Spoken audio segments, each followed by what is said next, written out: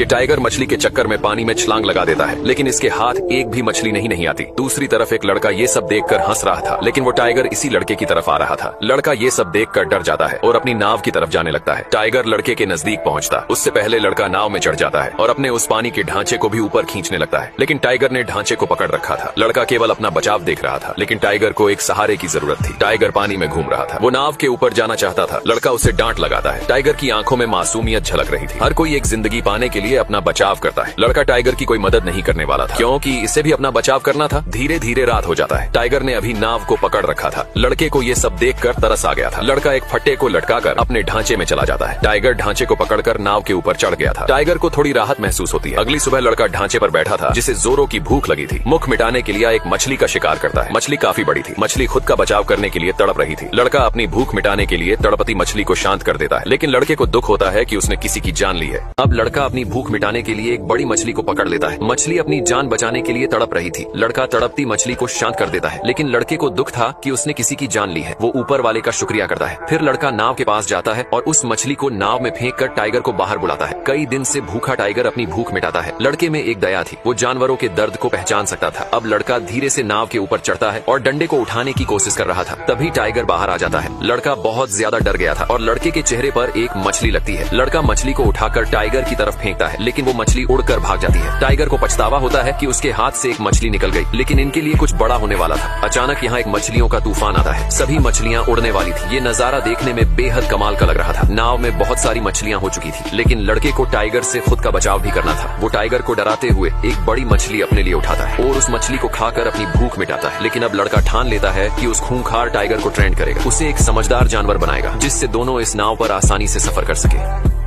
अब लड़का उस खूंखार टाइगर को एक डंडे की मदद से ट्रेन करता है। टाइगर बहुत गुस्से में था, लेकिन लड़का हार नहीं मानता। वो हर तरह से प्रयास करता है। डंडे में मांस के टुकड़े फंसाकर उसे खिलाता है, ताकि टाइगर एक पालतू जानवर की तरह बर्ताव करे। आखिर में लड़का चिल्लाकर उसे अंदर भेज देता है। आज की ट्रेनिंग काफी अच्छी हुई थी, लेकिन लड़का अभी भी टाइगर से अलग अपने ढांचे में रहता है, क्योंकि टाइगर पर भरोसा नहीं किया जा सकता था। धीरे धीरे कई दिन बीत जाते हैं। लड़का टाइगर के बिल्कुल करीब आ चुका था। टाइगर भी लड़के को कोई नुकसान नहीं पहुंचा रहा था। तभी लड़के ने देखा एक भयानक तूफान इनकी तरफ आ रहा था। ये तूफान जानलेवा तूफान था, लेकिन लड़का इस तरह के तूफान से बहुत खुश था। लड़का चिल्लाकर ऊपर वाले को शुक्रिया कहता है। आखिर जो भी हो, प्रकृति के आगे दुनिया की हर एक चीज फीकी है। लड़का और टाइगर इस भीषण तूफान में खुद को एक नाव पर संभाले हुए थे। अगली सुबह सब शांत हो चुका था, लेकिन आसमान का नजारा बेहद सुकून भरा था। अब पूरे 1 महीने बीत चुके थे। भूख के कारण दोनों की हालत बुरी हो चुकी थी। दोनों कमजोर हो चुके थे। लड़का टाइगर के पास जाता है, उसके मुंह में पानी डालता है। आखिरकार अंतिम घड़ी में लड़के ने टाइगर को छूकर महसूस किया। टाइगर भूख के कारण कमजोर हो चुका था। दोनों एक अच्छे दोस्त बन चुके थे। इतनी भूख टाइगर कभी बर्दाश्त नहीं करता, लेकिन आज वो बिल्कुल लाचार और मजबूर था। अब टाइगर और लड़का दोनों भूख से तड़प रहे थे। पूरे 15 दिन तक खाना न मिलने से दोनों बहुत कमजोर हो चुके थे और जीने की उम्मीद छोड़ चुके थे। लड़का अपने मम्मी पापा को याद करता है, जो अब इस दुनिया में नहीं थे। अगली सुबह लड़के की आंख खुलती है और वह देखता है कि उनकी नाव एक आइलैंड के किनारे लगी हुई है। लड़का नीचे उतरकर नाव को बांध देता है और वहाँ की जंगली घास खाने लगता है। ये आइलैंड कुछ अजीब था। तभी लड़के को किसी की आवाज सुनाई देती है। उसने देखा कि वहाँ बहुत सारे नेवले थे। लड़का उनके बीच चला जाता है और पानी में कूदकर नहाने लगता है। इस आइलैंड पर बहुत सारे नेवले रहते थे। टाइगर भी नेवलों का शिकार कर अपनी भूख मिटा रहा था। धीरे धीरे सूरज ढलने लगता है और सभी नेवले जंगल के अंदर जाने लगते हैं। लड़के ने रात बिताने का इंतजाम कर लिया था, लेकिन नेवले फिर भी उसके पास आ गए। लड़का उन्हें भगाने की कोशिश करने लगता है। रात का समय कुछ अलग सा दिखाई दे रहा था। लड़का एक फल तोड़ता है और उसे खोल कर देखता है, लेकिन वह फल जहरीला था। इस आइलैंड पर रात के समय हर चीज जहरीली हो जाती थी। अगले दिन लड़का वहाँ से जाने की तैयारी करता है। उसने बहुत सारी जंगली घास और मीठा पानी अपने साथ रख लिया था। फिर वह टाइगर को आवाज लगाता है। टाइगर भागता हुआ आता है और नाव पर बैठ जाता है। दोनों अगले सफर के लिए निकल पड़ते हैं।